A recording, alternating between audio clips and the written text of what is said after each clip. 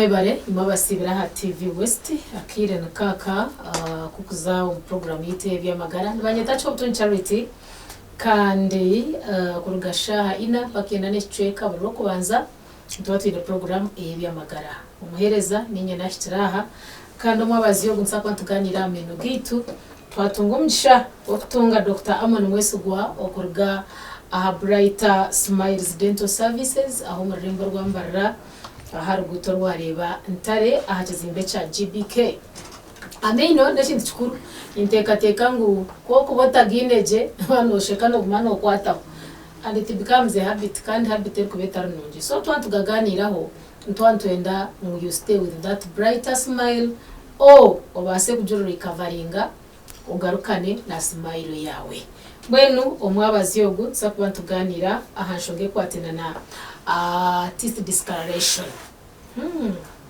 tuniteka ngo hazamu amino kurgo mukara yango ngakazo mukara ubundi yakuba etashemerire konka ntamwakire bigambo mukanwa twaza kumwakira ombukugubwe ayongera kutushoborera ahanshongezi iskwatena na mino gitu okuruga omukara yago Dr. twakwakira we bari munongo mtoyikanisa program kandi amazina akabutosha ni Amon Mwesugwa mushaho wanyu wa minoteri na ganira ni mwabite bitari mwe na bimwe kuga Brighter Smiles Dental Services aho murembarara ku charity y'abagambera abonerizoba nintwaro mu cyo gukwebaza management ya Vision Group buri kufukana ndeba kumanyimba sima kujya abantu mugumana mutayiraka habinte bitari mwe na bimwe bikwata amagara g'abantu namwe no kutuza kuragurana ko burire bwo mukano skill discoloration results of gamba had discoloration ingashi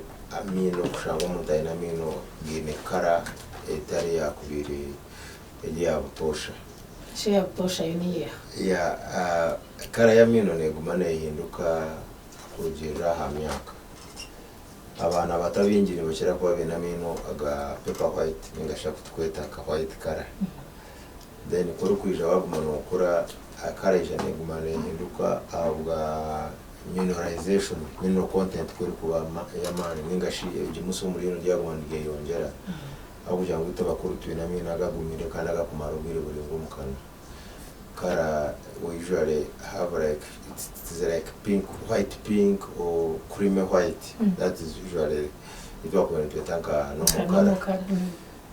Konka na kare ya mino ne kumane difaringa kurugira ha race ningashi akutukuruga ukurugo gwitu.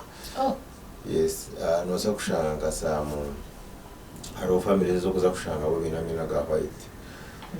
Ara handa kushanga tugimudati no so variation eje yakara sometimes na kara satisfaction tujira ha muntu ukora kurira waba iyo kumuntu kagira kara ya mino kara waba confident nayo ya konka kokuruga hari iki cha kara determination then na features ninga shikara ya yebicweke byotorero mukana bibasa nabyo kara ya mino for example wo inenka skin kara ya were ya black dark skin mutabinja bari dark skin kwa kushika noza kureba mino gaba white in comparison with the skin color. Okay, nawe jaba kuba bakujya abantu benda dark color color za gamze zikushanga ziri dark ningashi dark engine yeri dark noza kushanga umuntu wajyangwa ina mino gaba white yeti ndigaga takwera search konka bakugira ngo environment ye kubagarumu niko kuwa kwatacho ko gahandi karoba so none bayaguma yargayo eri complete white so kutukugamba kara ya mineje neki itecho umuntu ari kubasa kureba akakitekinga for granted konka chine effects nyingi munonga amagara ko muntu wo amino gabo gage kara iyo tari confident nayo no uzinga self esteem ninga shokwemereraho especially nga generation njaho turi kushanga ngo emirimo nyingi yitukuza gukora nemirimo kwetaga ngo icyo kuba no gukora ubo ine confidence age yo ku express ngo kamanyo tinani ngamba n'umuntu ninyendeki so sometimes ko kushanga ngo mubana washanga umwana amino gega kara etabonire na ruzinga yo self esteem aruzinga confidence eventually ushanga ata interacting aje n'abana bandi so kwa kuruzinga that social interaction kima affectinga performance yeye. Performance nebasa kuba in terms of education, in terms of expression. Performance nayo nebasa kuba in terms of growth. Ushanga yakura na yetina and eventually yahingura yarwo mu myaka yakubire na basa kuba free na n'abantu abandi. Hatoshanga yakura na yetina eventually no mugwire gwo no mukurwe ushanga takubasa kuyemerera uko umuntu abwa kara yamini. Yeah, then nacho ni chi affecting ni to bantu bakuru. I think kemo rumugoro ukora shware washanga mino gari discourage. I think program je byamagara ne kushobora ko kugitandika bo ukatandika kushobora abantu ati amagara ni maruji. You use that confidence. Nene birume mu gukora ka especially nk'abantu bari mu field ya art. Artists, creatives, entertainment. And chiguma waza ku worry even if you are one holding ka MC ninga showing ka comedian or an artist in a form of entertainment nichigumira ku expressing yourself mu bantu orukuma mino gawe karate izirechi teboni. Yeah, so that is a clear description of takwasa kugamba hakara yami. Yeah, hati mwini twajanga ngo ngisha kwihinduka gatuye mwiru uburungi gatuye confidence na nibindi. Azokwe tukabentwenda ngo tutakashikaye tubanze twamanya ikiriko icyakubasa kuretera mino ganje gahinduka ngambo zejo confidence. Yes, kikaba kirici ubona gacitandara we bari munonga now okuhinduka kara yamino ni mirundi ebiri. It is a two way forward. Arho okuhinduka kara aza ekikuletera rino ryahinduka kara kirigo muri no munda. Ninga shongo bujungo kiba kweta intrinsic staining. Ninga intrinsic discoloration.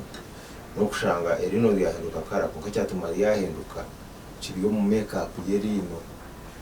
Ekikusenga yo nko mu case in point abantu abinja bakutura hasi yenshozi waza kuzanka za kisoro ka photo portrait bonde ujo corridor around ibunyanga usayida babadi mu photo steps za mountainous areas. Amiza guba kunyogwiro bwinje nigija garuga umushozezo adoshanga ati ngakisoro that mechanism ya volcanicity. So ushanga ngo amizi gabo gari mu fluoride nyinshi. Too much fluoride. So your fluoride ninga shina bwo kushanga nabwo nabota kufuna enough fluoride. So no baza kushanga as a result of that erino ndibasa kura ine a lot of mineralization ninga shimino ziba nyingi munonga to the extent zitaninga kara yachi yerino. Now I don't know kushanga nabwe wanoza kukura ushanga erino diafuna kama formation ditafuna enough nutrients ninga enough minerals. Ato shanga yatanika kufuna mu patches bigona yone rutuma erin amina abo gawa discard nigabasa kuba discard as a result of high mineral content. Mukanaga nigabasa butafuna enough content ushanga gaba weak so gagira patches. Then in cultural practices go kushanga baba kutwara kure bino okure bino okure no kushanga process yo kure bino nibakira kutaza mina ga permanent. So shanga umuntu yamera nkerino bine muke chikara chitakure bikaje at the same time na guri na shape ya getari clear shape no shape of the other teeth. Yeah. Then ikindi kikusinga kuleta discoloration, this is cross-cutting mbana n'abantu bakuru ninga accidents. Umwana abana bazana agwaka hasi ora yakugera taza na yetera hasi irino byashasha agamina go misho. So ubwiro bwenje kugakurema kuba kuma unattended to ushanga yafana ka internal bleeding. Aterine yo yafana internal bleeding umubwire go misho ndumane rihinduka kara pora nyesiga umukomene tawuru kutambura twena twabarebera abantu kushaka umuntu inkeri no mu misho zihindukire kara.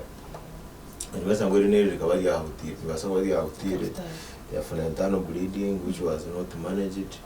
Then gisha yagerachi yahinduka kara. So hati that is now what we call intrinsic yokushanga ngo discoloration age iri kuba reformed within the tooth. So komundo muri no muri. Then hariho no kuhinduka discoloration ya lifestyle. Okay. Now lifestyle is all of us buli omwe ine lifestyle ya kuliving.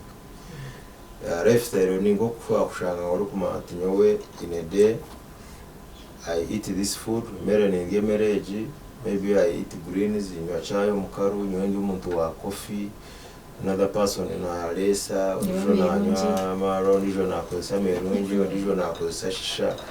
So all those kind of lifestyle niche chikoro umuntu. Okoro kubaho, okoro ku bintu byo gukora throughout the entire day. So your lifestyle nayo hatuyone kuletera staining ya mino konka eri outside the tooth. Okay, negagubya. Negaguba ga attracting stains from the food you are taking, from the smoking, from all sorts of things ebyo kuteka omukano. Gafunamu that kind of staining atoshanga byagumana bikwata amino gijagagira ki gahinduka. Then also to do with the lifestyle is poor hygiene. Ukushanga abantu bamwe batakweza amino.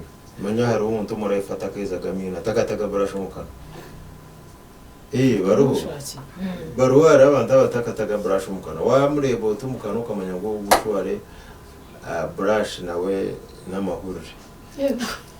So abantu bari nkabo. So abo kugira ngo poor oral hygiene itself nereta iyo discoloration okusinga munongo mu bana n'abantu bakuru nangwa n'abamuze yabingi abo kushanga umuntu ayina amino hinenge ibintu bya yari bukwatireho na yashekanura ya nurewa shwa na sheka you appreciate that the person is completely dirty. So it happens, you know, appreciation to my son when no lewe kintu kwicereza tuya rogo wakicereza kuchecho yari umuntu uri kusheka ukikiriza tushwa rogo wakasayininga ngo amino gagire ki gagatera umukono. So there are people who live like that. Yeah, so hata ro kushanga ngo abatamwe tugiye tuyemere we don't umuntu atakoza amino ushanga ibintu byagumana bikwatera amino hagira nko nk'ibintu byakwateraho byayo bikwata amino eba coating y'amana hazabone bya baraka engeno zitandika kujwa no kuzimba habo ubucafu umukano. So ejo nayo ni kind of discoloration. So twagiretero mu side zezibiri kugira ngo twane twa solution umuntu nabasa ningo umuntu nabasa wenkewe kutera akashana kamanya ati niwo habwanje ningira ngo discoloration yinyine no kugira ngo tiri koza jamini. So two types of discoloration. Two types, intrinsic and extrinsic. Okay. Hata unaona yana mturebe atishimwe na bibi ne signs ngo warebeki umanye ngo rino ryawe ryaza kutandika kubarite nyingo buriya uwarebeki umanye ngo ritongere discoloration. First of all ngo kuna nakugambire discoloration is about umuntu ati wenga speciality no basa kuchera mukashishwe rero mu revram urebe rino ryawe urebe ryahe ko karakace mende yawe kene kukambira ngo ari kizibe cyagera ki cyawa. Now discoloration hari obvious nubu wakwekora nubu wakugera ngo tokureba ngo ameno gagubire konka ni wazo mu ndebwa mu kareba moti nureba mo yeti na urure cyo gukora kibura ko kogera ki ureba cyane cyaragayeje ugira tukare ngo no yo kwasuye hamya uyimuka ufuna ka confidence kake ko kutambara nago mu bantu umwe ushikana kuza kusheka ugezeho kukwata nkamu none ingashikusheka kugira uti munura shware niwe no hurango to kubasa ku interacting aje n'abantu konko gumuyegumize. So discoloration ejo any slight change umukara yirimba we classify it as a discoloration. Okay. So umuntu we no uri kurushanga ngo wabona ningashi umuntu we no inamina ari kuranga utakuga kugesimisa ukuzo mu bantu akahura ari kugamba frire ko kutuganira hati.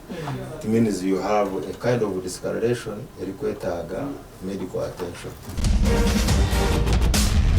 Medical attention ni ate kintu cyatandikiro muri ino cyabona cha portraying aheru ona mazima doctor shine no kurukuru ntemwerindi hataho ntaro treatment ki ahanshonga nkezo bononga mbere ngitsa medical attention. If anything is it a disease na yeza wanze kujetsa bawo mino tukakushasha tukakuzira kimwe kakahindukireka. Do why you really need to come to you? Kundije no nkora that treatment ne ati before you think of anything beyond treatment ninga treatment mind ine kugambara what are the real functions of teeth. Hati kukumara kumanya imigasho y'amino. Then kurya ukushika ikindi niki there are like 5 functions. na no kundetera face yanjye yambaye kemerera shape aro kuyemere aro beauty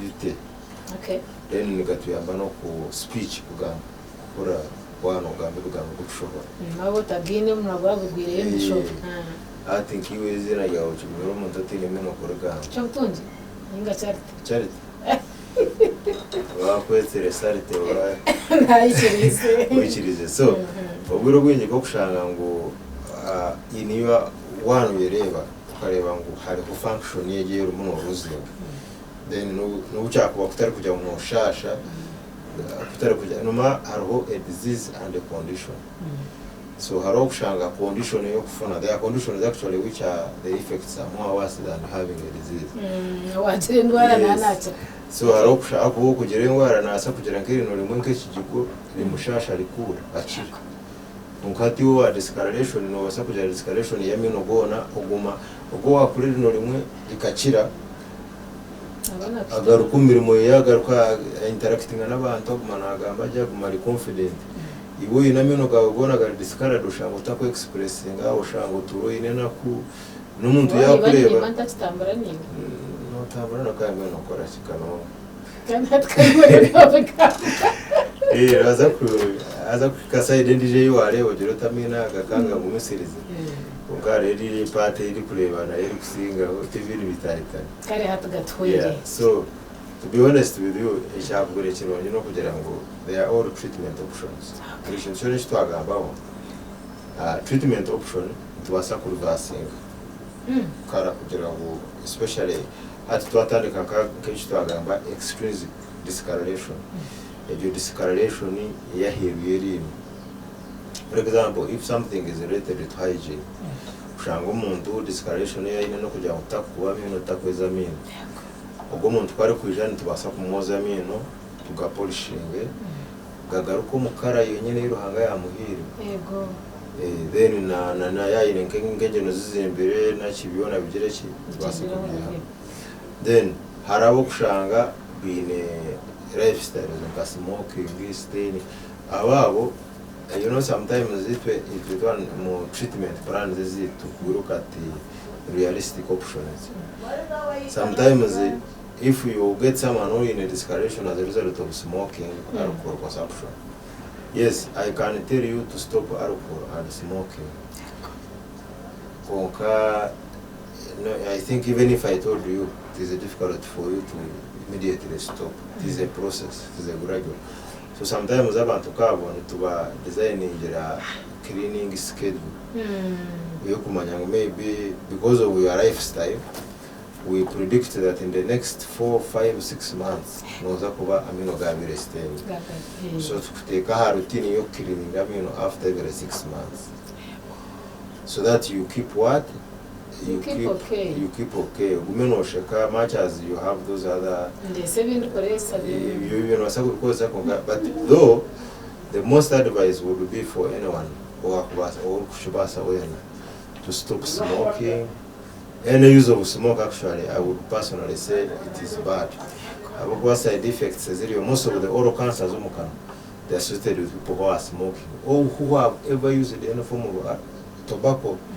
N'abacyara bakufutana tabo musharo ni mujumburira abantu abacyara bijya gutshangira ibintu kansa yo mukana because they have in any form no kuba kozesizeho ita kandi tabe actually na dangerous kusinga sigara yego zaje itabine nicotine nyingi ari kusinga yeke musigara so that is a lifestyle then ekindi kikira gukora no kwa disvengi ano abantu to advice ya diet harone mere yo kujya ukashanga yo kari kukozinga staining so hariho mere tukubasa kurukomenya kugira ngo iyi ni muka cleansing effect nka salad ka sugar cane ntabwo cyukije bashigamba ni insere baje kwatura cyene ka salad ka sugar cane ka rose cabbage izi veggies is in a cleansing effect inawanda mbere na ndishushe mineke kugira ngo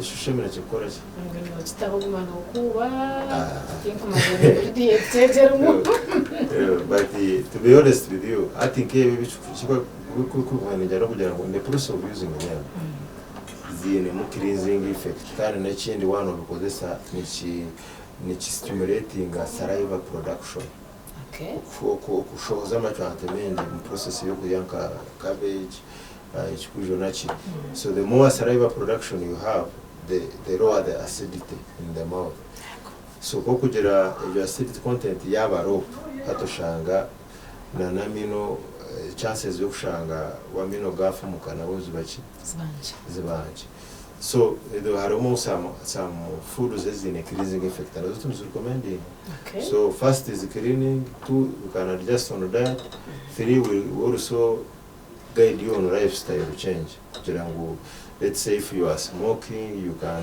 find a way of trying to regulate it and reduce it yameirungi we can also you know abantu abakuriya ibintu ebyo as a result of just kukopa hatushanga ushanga group y'abantu barumu you see I usually tell people for me on my side chikumere ku at this age it is difficult to influence me because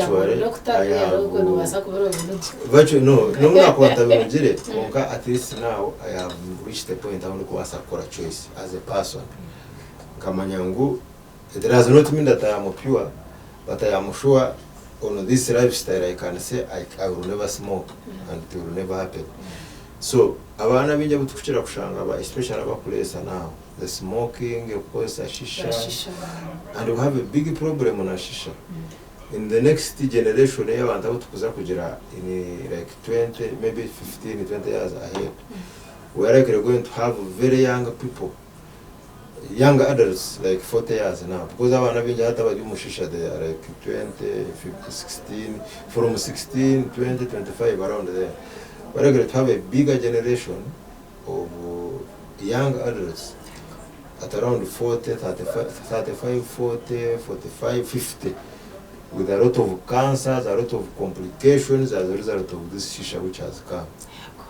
Yeah, so if people now hata abantu babasize kuchireba at this stage because shisha yo kandi they mixing ibintu bingi munonga.